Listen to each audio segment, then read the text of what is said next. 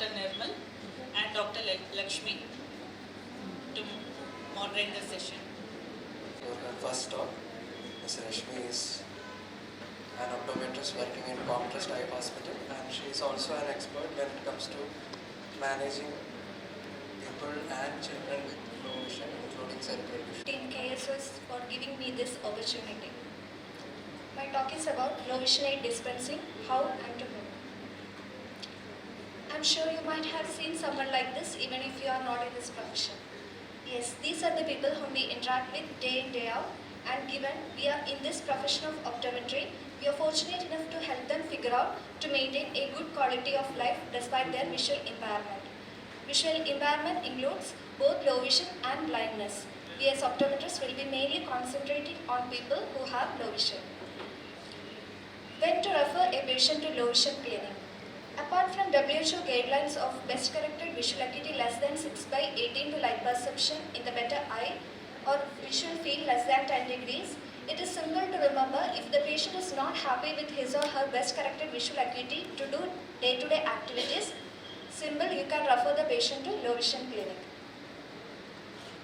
Our major role is in evaluation as well as helping the ophthalmologist in the management of the condition also. Unless we evaluate, we will not be able to understand how much is their residual vision. Evaluation mainly includes ocular history, difficulty in activities of daily living, task-specific needs, functional vision, refraction, contrast sensitivity, color vision, and visual fields.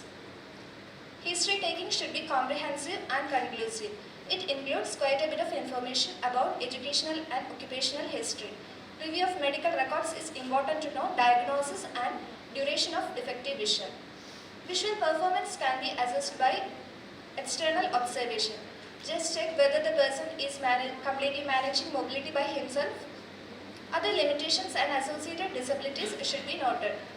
History of previous low vision care include type, magnification, and purpose of low vision device. Also note the current requirement of the patient. Ask whether the patient have any disability certificate or avail any concession.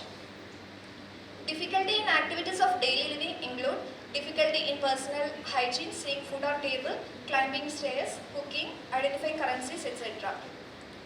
Visual tasks mainly include a difficulty in distant vision, mainly watching TV, recognizing face, seeing blackboard, etc. For near, patient may have difficulty to read or write different type of documents. While using computer, seeing text or cursor on monitor will be difficult, and while using phone, seeing messages and contacts will be difficult. Visual assessment for distance. Few information I found important include when assessing a visually impaired, we start with better eye first. We do both monocular and binocular testing. Eccentric viewing can be allowed, and ETDRS chart is the ideal one as it can be used at variable distances. For pediatric patients below 5 years of age, we can use picture identification charts like Leah symbol chart, K-picture chart or HOTV chart. For children below 1 years of age, we can use Teller acuity cards, Leah gratings, Padilla Cadriff acuity cards. Near vision can be assessed using Bailey-Lowe bird reading chart or Logma near vision chart. Always remember to record the chart used, testing distance and amount of illumination used. Refraction, we do both objective and subjective refraction using full aperture trial lens. Contrast sensitivity testing is important in visually impaired because real-world objects are in low to moderate contrast. There will be decline in visual performance in poor contrast setting. Charts commonly used are Pellier-Robson chart, Logman low contrast chart and Leah symbol low contrast chart. In pediatric patients, we can use either Heidi or Ohio contrast sensitivity chart. Another important aspect is visual field. Many activities of daily living demand visual field close to normal to function normally. It can be assessed using confrontation, Jerom's field test, static or kinetic perimetry. In pediatric patients, Leah flickering band can be used. Color vision can be assessed using PV16, Transfer D15 or Ishihara color vision chart. Coming to the management, important aspects while prescribing Low vision devices include age of the patient, visual need, magnification, ocular condition, handling of the device, economic background, social factors like hesitation to use a low vision device, etc. Let's quickly look into the categories of low vision devices. There are mainly 4 categories: optical, non-optical, electronic and assistive devices. Optical devices are, this incorporate lenses to produce optical magnification and thus visual performance is improved. Some examples of optical devices are shown. These are non-optical devices. These are supplementary devices that do not use optical lenses. Assistive and electronic devices help optical system to make object appear larger. Let's see some case examples, how devices are prescribed. This is a case of 55-year-old male diagnosed to have macular dystrophy both eye. His best corrected visual acuity for distance is 6/60 both eye and near BCVA is N12/20 centimeters. He is a pharmacist by profession and his main concern is to see small labels on medicine bottles.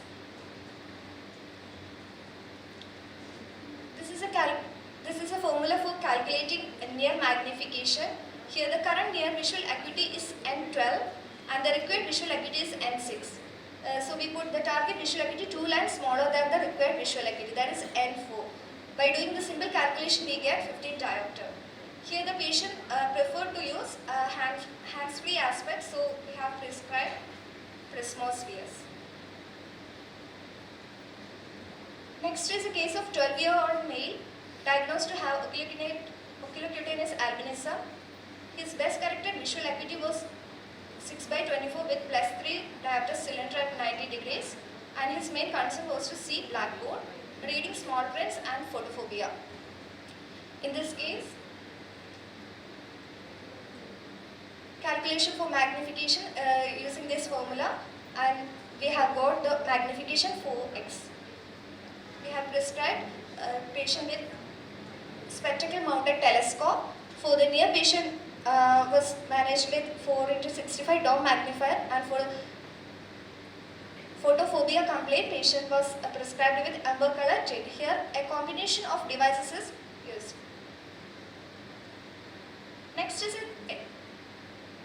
a case of 23-year-old female diagnosed to have diagnosis retinitis pigmentosa. Her best corrected visual acuity right eye was 6/60 and left eye 6/36 parts. And she had a peripheral field loss and her main concern was to read textbooks. So in this case, we prescribed patient with a video magnifier. Here because of the peripheral field loss, patient need magnification lesser than the actual magnification. So my take-home message is that refer the patient at the right time. Patient should be referred at the right time to prevent further deterioration of vision and to preserve residual vision. Prescribe the device according to the need of the patient. Always consider the patient's general health and requirements before prescribing the device. Encourage and educate people with low vision to use their residual vision. Thank you. To give his talk on CVI, Cerebral Visual Impairment Assessment and Early Intervention. Over to you, sir. Good afternoon, and not very nice to be the last speaker for the session, and that too just before lunch, or I think we have just crossed the lunch time. So I'll not take too much of time explaining the evaluation because Rashmi has done a fantastic job talking about evaluation. Basically, I'll go through what cortical visual impairment is because most of us are confused about what cortical visual impairment is. It's something like this where we are going down the cave and we don't know what exactly the problem is. The eye is fine, everything looks good, but then we don't know where the problem is. So, a few examples where we find cortical visual impairment. 2-year, 4-month-old ischemic changes in the cortex with both white and deep gray matter, diffuse abnormalities, cerebral palsy, spastic quadriplegic, seizures since birth, has infantile spasms. Case number 2, 2-year, 5-month-old female child picks up toys, increased facial expressions, no change in mobility, feeding improving, eye health unremarkable, exotropia, onset after head trauma, all milestones delayed. This is something which we discount quite a lot, which is shaken baby syndrome. A lot of shaken baby syndromes are seen in the West, they're diagnosed, but then unfortunately in India it goes unnoticed. Case number 3, 11-year-old, 6-month-old female, vision problem noted at the age of 8 months of age, optic nerve head dysplasia, hypoplasia, nystagmus, VEP, all results are delayed, peak poorly performed but consistent with optic nerve hypoplasia, nystagmus, intermittent seizures, poor hand-eye coordination. So these are the cases that we come across when we talk of cortical visual impairment. What exactly is cortical visual impairment? It's a decreased visual response due to neurological problem affecting the vision part of the brain. The eye may be perfectly normal, there's no problem with the eye. You do a complete examination, invariably the eye is normal. But when you do the MRI, when you go through the history, you see that there are problems. So they display very characteristic behaviors, and one of the most frequent causes of visual impairment in children from developed countries. So they show abnormal visual responses that cannot be attributed to the eyes. Brain dysfunction must explain abnormal visual responses.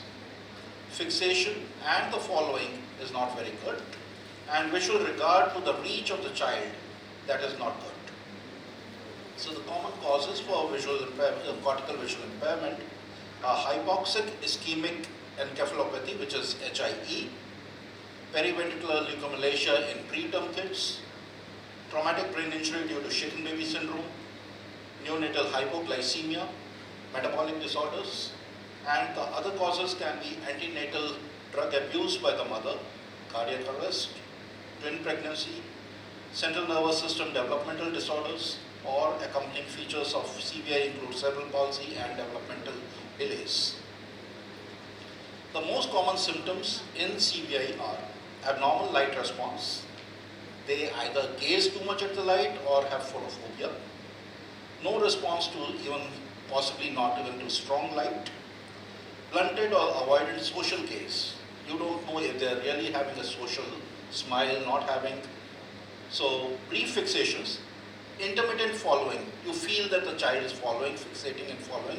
It may not be the next time you see the child. Poor visual acuity and poor visual field losses, which is generalized constriction of the visual field, which can possibly not be attributed to the defect that you're seeing. Some of the behaviors that we see with children with CVI, variable or inconsistent visual responses to the same stimuli. You show a stimuli and the response is different every time you see. Better responses to familiar than novel stimuli, fatiguing with visual tasks, peripheral visual dominates when reaching. So it is more of the periphery which is dominating. So when the child is trying to reach, he may be looking somewhere but trying to reach out in the periphery.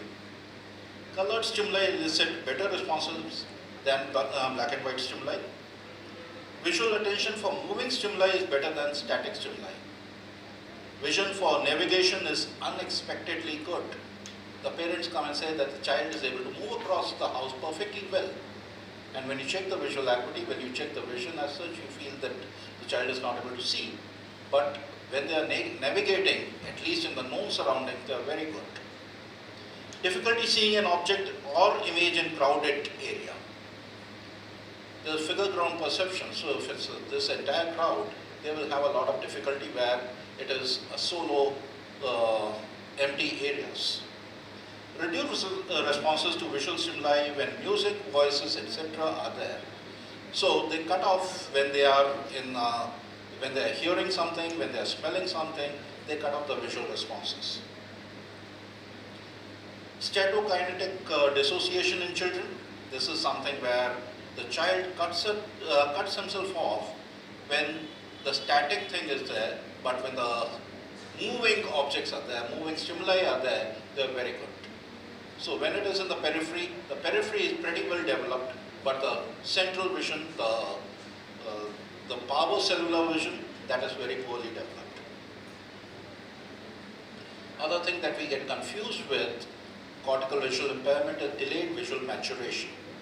So there are 4 types of delayed visual maturation. Type 1 is visually impaired infants, where improved visual ability improves around 6 months of age.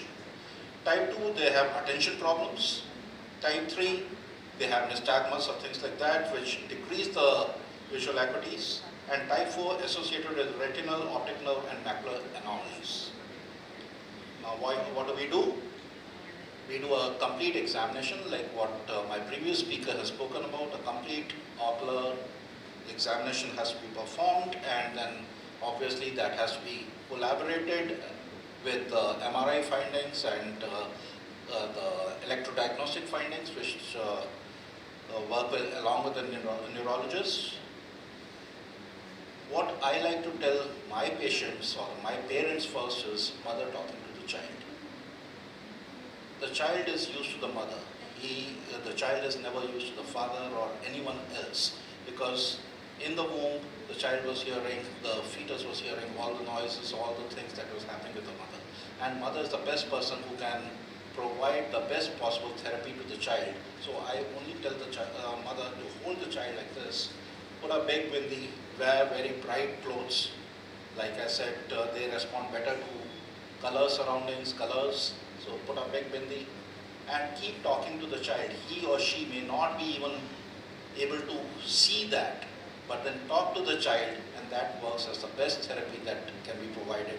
And we have seen phenomenal changes when the mothers have done that, and I would always tell any mother to do that, because the child is used to the sounds and everything that the warmth of the mother, and just hold the baby like this and keep talking. Other thing, I'll just go in a quick way. First thing we're talking in terms of is light stimulation. So stimulate using LED lights, bright lights, in a static fashion. Don't make too much of a fast movement. Do it very slowly. Keep on stimulating the child, and over a period of time, use patterns something like these, which can be projected on the screen. It could also be given in single. These are multiple patterns that I'm showing. So project them on screen, or maybe make big cardboards, etc. You show the child and slowly, very, very slowly move. Over a period of time, make these patterns more intricate, introduce colors in that. We generally look at red and green color, basically looking at 2 different spectra. And we also introduce videos, very slow moving videos over a period of time, and make it more and more intricate. As they improve, introduce something like these, the pegboards. So make the movement small, very limited movement, and as the ability improves, increase the color in that, increase the light in that, increase the speed of the target, and over a period of time, the child will be able to do the things properly. And once they are able to do that, then you can introduce computer programs wherein different targets can be projected, different size targets can be projected, the speed with which the target is moving can be changed. And once they are able to do that, then you can start working on more and more binocular aspects. You can work on monocularly improving the visual abilities of the child, and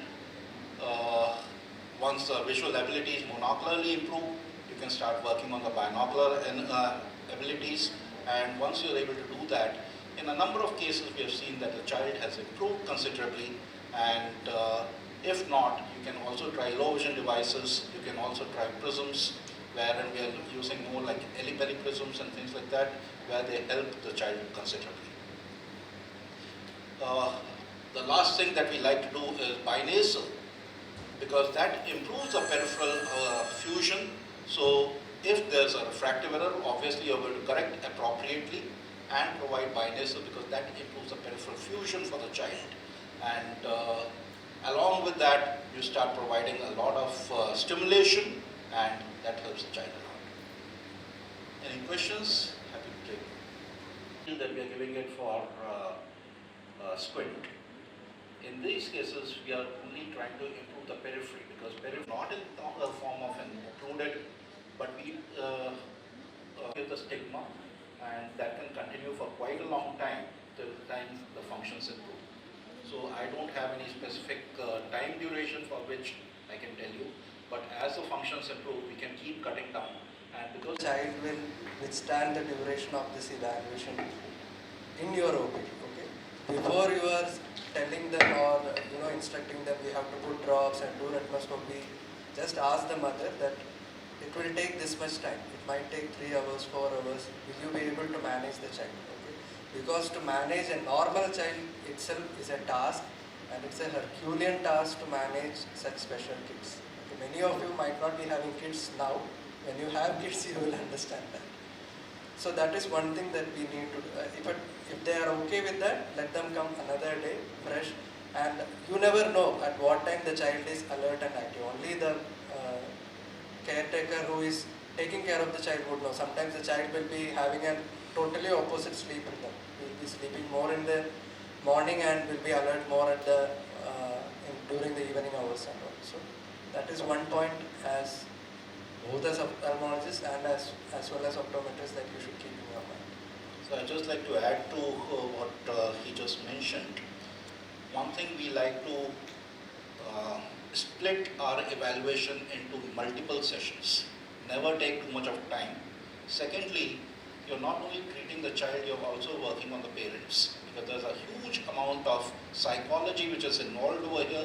It's a big shock to a parent when he gets to know that the child is not able to see, and you're working on both the sides, the child as well as the parents, and you have to keep working psychologically on the parent and clinically on the child. Thank you, sir. Thank you very much. Thank you for that concise talk on such a vast subject. I would like to request Lakshmi Madam to give away the memento to Aditya Goyal, sir.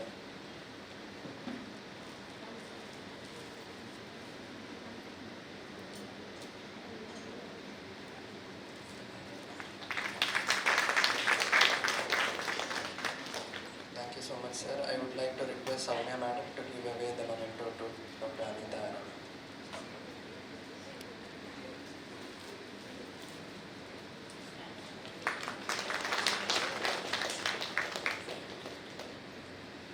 Thank you so much to the speakers. Thank you to all the audience. We had literally a packed house in Hall D. So lunch is ready for all of you. With this, we conclude the sessions in KSOS today in this hall. Thank you so much.